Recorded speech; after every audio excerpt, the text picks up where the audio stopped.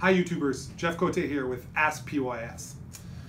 So we've got a question from Richard. Richard's a fellow boater and he's got a battery bank of AGM L16 house batteries. And when he discharges his battery bank at about 50% state of charge, which is sort of, if your battery bank is 100%, 50 is in the middle. So it's sort of another term for that is 50% of capacity or 50% DOD. DOD starts from the top, which is 0, and all the way down. So from 0 to 50 is 50% DOD. From the top all the way down to 20% of capacity is 80% DOD.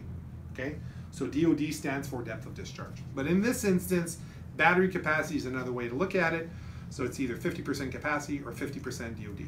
And at that depth of discharge, he's got a battery voltage of about 12.1 volts, which by the way is kind of normal because 12.2 on a flooded lead acid or lead acid battery, 12.2 under no load is a 50% depth of discharge. So 12.1 under use is totally normal. But he asks, if I were to take the battery down to 30% state of charge, right, which would be 70% DOD, wouldn't the voltage drop dangerously low? And the key word here is dangerous, to 11.8. Well, why is it dangerous?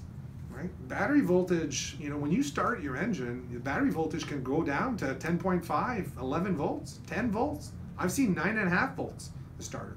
It's not dangerous to have a battery voltage that is 11.5, 11.8.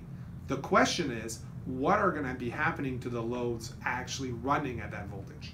If you wired your boat properly, because remember 11.8 is the starting point, you're going to have line loss. And you hear about this all the time. It's this concept called voltage drop, meaning the voltage of the battery is the highest voltage for a load.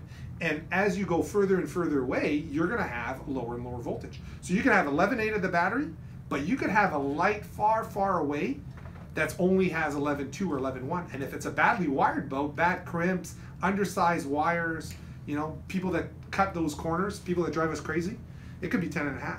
So there's nothing dangerous about being at 11.8 on your battery voltage. The question is your boat's wiring done properly so that you can have a battery voltage at 11.8, 11.5, and your loads, which are further away from the battery, can run without any problems. And that's really the bigger dilemma. But there's nothing wrong to bring a battery to 11.8 or 30% state of charge, 70% DOD, as long as you remember this.